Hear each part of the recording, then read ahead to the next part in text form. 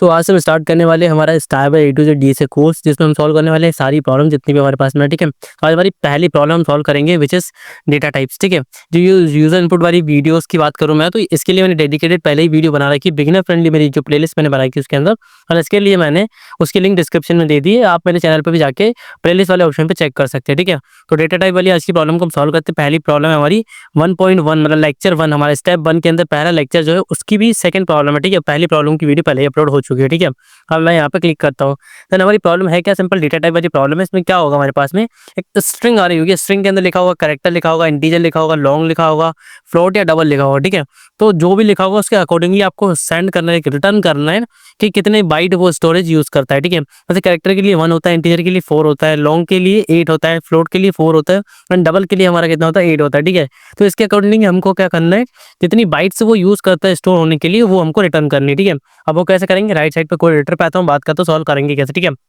देखो, हमको पता है क्या कि हर एक का नाम आने वाला है, ठीक है। मतलब वहाँ पे कोई वैल्यू जो स्ट्रिंग में आएगी वो क्या होगी, या तो कैरेक्टर होगा, इंटीजर होगा, फ्लोट होगा, लॉन्ग होगा, डबल होगा, ऐसा कोई सा नाम होगा, ठीक है। तो सबसे पहली चीज मैं क्या करूंगा, यहाँ पे हमारा जो str है स्ट्रिंग, उसके पहले वाले एलिमेंट से हर एक को कंपेयर करा के देख लूंगा। कैसे कंपेयर कराऊंगा, पहला कंपेयर कराऊंगा, सपोज मैं कैरेक्टर चेक कर रहा हूँ, तो पहला जो एलिमेंट होगा, ठीक है, मतलब पहले इंडेक्स पे जो कैरेक्टर होगा वो कौन सा होगा, सी होगा। एंड अगर पहले कैरेक्टर पहला कैरेक्टर सी है, इसका मतलब क्या है, ये कैरेक्टर है। तो हमको पता है कैरेक्टर कितनी बाइट्स यूज करता है, 1 बाइट यूज करता है।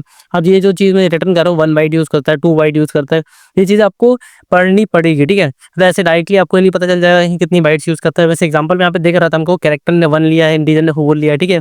तो बाकी सबका ऐसे पता नहीं चलेगा आपको। तो ये सारी चीजें आपको पढ़नी पड़ेगी, ठीक है। और आपको अगर ये पढ़ना है, अगर आपको मुझसे पढ़ना है, तो आप डेडिकेटेड वीडियो के लिए कमेंट्स कर सकते हैं, ठीक है।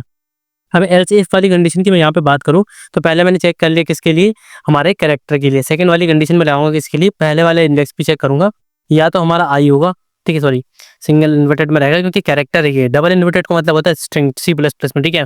अब ये मैंने इंटीजर चेक कर लिया, लेकिन मैं एक बात मैं आपको बता दूं कि इंटीजर फ्लोट दोनों के लिए 4 बाइट्स हम यहाँ पे यूज कर रहे होते हैं, ठीक है।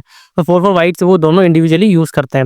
इससे पहले यहाँ पे मैं और वाली कंडीशन लगा के क्या करूंगा, स्ट्रिंग के 0th इंडेक्स पे अगर या तो हमारा क्या हो, या तो हमारा क्या हो, हमारा फ्लोट हो या फिर हमारा इंटीजर, इन दोनों में से कुछ भी होगा, तो हम यहाँ से रिटर्न करेंगे 4 बाइट, ठीक है। 4 बाइट मैंने रिटर्न कर दी, एंड इसके बाद सिंपल में एल्स वाली कंडीशन लगाऊंगा, एंड यहाँ से रिटर्न कर दूंगा। मैं यहाँ पे क्या करूंगा, 8 बाइट रिटर्न कर दूंगा। अब आप बोलोगे कि मैंने डबल एंड लॉन्ग के लिए कंडीशन क्यों नहीं लगी, क्योंकि मुझे पता है टोटल 5 चीजें यहाँ पे, 5 डिफरेंट टाइप के डेटा टाइप्स का नाम हमारी स्ट्रिंग के अंदर आने वाला है। पहला वाला हमारा क्या रहेगा, हमारा कैरेक्टर रहेगा, तो कैरेक्टर यहाँ पे मैंने चेक कर लिया।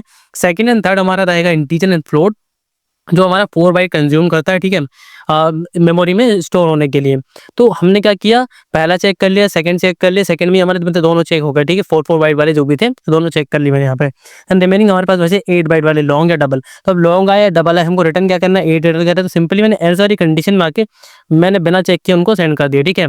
तब ऐसे कंपाइल करके मैं चेक करता हूँ कि सिंपल टेस्ट केस में एक्चुअली में रन कर रहा है नहीं हमारा कोड।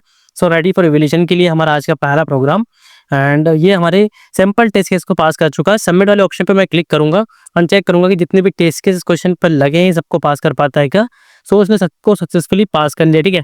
अब आपको यहाँ पे स्ट्रिंग का कॉन्सेप्ट नहीं पता है, तो मैं आपको सिंपल बता दूँ स्ट्रिंग का कॉन्सेप्ट क्या होता है। ठीक है, देखो क्या होता है, स्ट्रिंग में बहुत सारी वैल्यूज मतलब कैरेक्टर का कॉम्बिनेशन बना के एक स्ट्रिंग बनती है, ठीक है। एंड स्ट्रिंग के अंदर हम डिफरेंट ऑपरेशन परफॉर्म कर सकते हैं। ये स्ट्रिंग ऑफ 0 का मतलब स्ट्रिंग के पहले इंडेक्स पे क्या होगा, इंडेक्स का मतलब होता है जैसे एक स्ट्रिंग बने हम, ठीक है।